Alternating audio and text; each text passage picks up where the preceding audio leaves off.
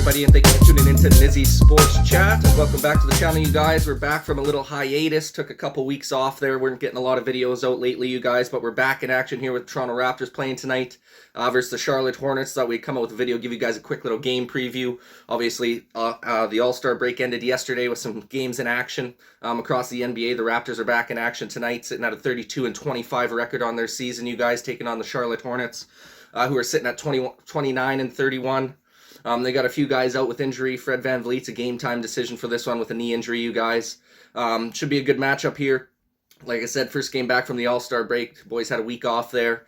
We'll talk a little bit about the All-Star game as well, you guys. What an atrocious All-Star weekend, in my opinion, this year. I mean, the dunk contest was the worst fucking competition of all time. I mean, just an atrocity on all accounts. I ended up shutting it off after the first round. I didn't even end up watching the whole thing because it was that bad. They got to do something about that, man, because that was atrocious. Absolutely atrocious. Like I said, worst dunk contest of all time. I remember back in the day, man, I think the first dunk contest I remember watching was when Nate Robinson, tiny little 5'8" guy, was in there. And I think when he was jumping over guys, and he ended up winning a couple dunk contests. He won 2 or 3 in a row. That's when I really started getting into the dunk contests. Back in the day when I was a young feller there. And those were the glory days, man. Then even if you go back to Zach LaVine and Aaron Gordon dueling against each other, Aaron Gordon jumps over the mascot underneath the legs and dunks it in, or jumps over the car. I mean, just some crazy times, even when Dwight Howard was in there, Superman. There were some great dunk contests back in the day, but they have absolutely fallen off a cliff lately. I think the NBA definitely needs to do something to just kind of, revamp the dunk contest, maybe get some more serious competitors in there.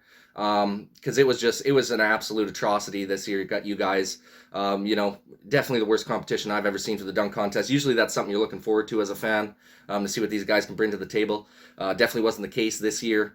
Hasn't been the case in a few years. It's definitely lost its kind of verbato, you know what I mean? They got to do something to shake things up a little bit with that. I think the 3-point contest is kind of the main thing going on right now with the All-Star weekend. That was decent. Unfortunately, Fred VanVleet didn't have a very good outing in the 3-point contest, but obviously it's a tough go when you're sitting around for so long. He was one of the last shooters to shoot in the first round, so he's kind of coming onto the court cold. Wasn't able to get a stroke going too hot there. But nonetheless, you guys, nice to see a couple of Toronto Raptors in the All-Star weekend, and Fred VanVleet and Scotty Barnes and Precious Achiuwa. Nice to see those guys get to go there. All the other guys getting some rest, some much-needed rest as well, because obviously you know how our main dudes on the Toronto Raptors, you guys are playing 35, 40 minutes a night. So it's huge that they were able to get some rest here. Should be a good game tonight against the Hornets. Like I said, we'll go through some of the injuries for the Charlotte Hornets, you guys. We got Gordon Hayward still going to be out with an ankle injury. I think he got injured just before the All-Star break there. He's still out with that ankle. He kind of rolled it over. Cody Martin's also going to be a game-time decision with an Achilles injury. Jalen McDaniels is also a game-time decision with an ankle injury. And then they got Richards, a game-time decision with a foot injury. And then, like I said, for the Toronto Raptors, you guys, we just got Freddie. Freddie has a game-time decision with a knee. I would expect him to play in the game just because we obviously are coming off the All-Star break. He was in the All-Star game, but obviously he's had 3-4 days off since then. So I would expect him to be a go in this game. Even if he's not, I still give the Raptors a big-time chance to win this one. I don't think we should be losing to this Hornets team as long as we play to our strengths in this one. I think the biggest key, you guys, is going to be getting out to a quick start in this game. You don't want to be getting behind by 10 or 15 or 20 points. You don't want to get into a catch-up game here against these guys, especially being the away team. I think if we can get out to a quick early start, get hot right off of the hop there in the first quarter, try and get out to a nice early lead, I think we can start dominating this game early and often, especially just with our lockdown defense. If you can get a 10 or 15-point lead on these guys, I really don't believe they're going to be able to come back and scrap and claw to fight and win this one. Same thing, you guys. I really feel like we'll have a huge advantage down in the paint in this game. So I think if we can really attack that rim, get a lot of points inside the paint, I think that'll help the Raptors a lot as well for the victory in this game, you guys.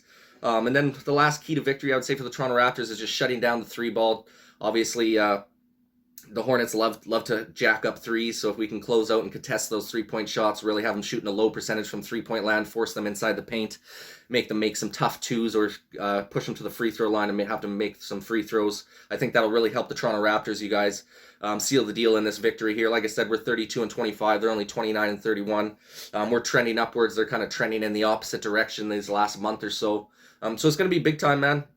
First game back, like I said, we should be running full of juice here, getting some rest. Really hoping the boys come to show out here in this game. Get the last little stretch of games here off to a good start here. There's only 25 games left in the season, you guys. So we're in the home stretch right now. I'll give you guys a little prediction too. I think the Raptors will be able to go 15-10 over their next 25 games, you guys. So that'll be a +5 advantage. We're already sitting 7 games above 500 right now. So obviously that would put us, 12 games above 500 there, finishing with a 47-35 record on the season. I think that's definitely doable for this Toronto Raptors squad. I think if we finish with that 47-35 record, I think that would be good enough for 6th seed in the Eastern Conference, which would just allow us to miss that play-in spot. I mean, that's got to be the big-time goal here for the boys, missing the play-in game. I really don't want to see the Toronto Raptors in that play-in game.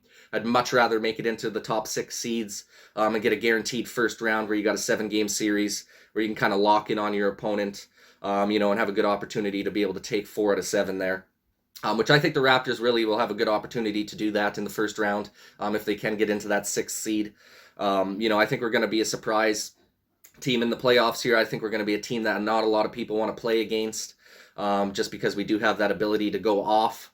As well as, the defensive capabilities to pretty much slow down any team out there. And then obviously, you know how the calls dwindle in the playoffs. The refs aren't going to be calling as heavy of, ticky-tack little foul calls like what we see all season. So that's going to benefit the Toronto Raptors' hard-nosed defense as well. So it's going to be an exciting finish to the season, you guys. Hopefully the Raptors can finish off strong here. Decided to come out with a quick preview video of the game coming up tonight versus the Hornets. Would love your guys' opinion in the comments section down below. What do you think the chances of the Raptors winning this game? And I would like your guys' opinion as well. What do you think we can finish off in the last 25 games of the season? What do you think our record will end up being at the end of the year? Go ahead and drop a comment in the comment section down below. That pretty well wraps it up for this video, you guys. Thanks so much for watching. Please go ahead and like this video if you like sporting content like this. Go ahead and subscribe to the channel if you're looking for more sporting content like this in the near future. Thanks so much for watching, and this is Nizzy with Nizzy Sports Chat.